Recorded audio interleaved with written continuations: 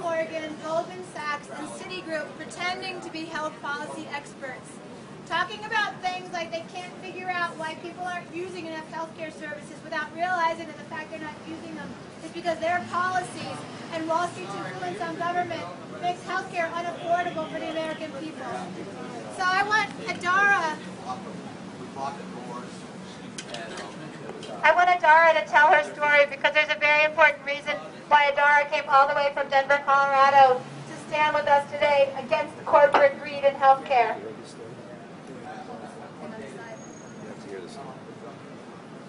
I came here because in 2004, my father, Martin Ellis Goldstein, committed suicide.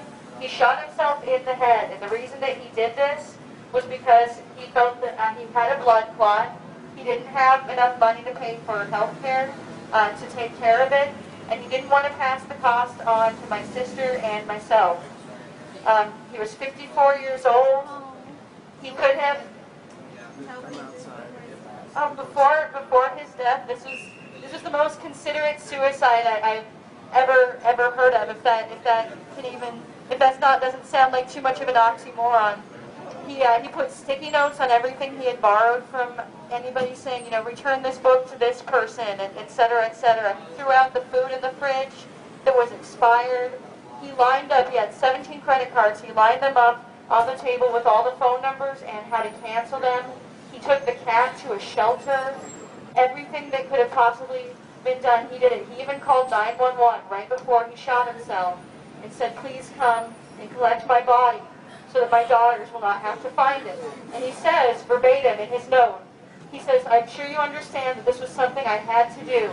Getting old and ill without money is simply not an option in this country. And that's why I'm here at this march, standing up for people like him.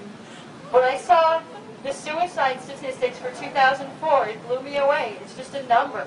And every person in that number has a face.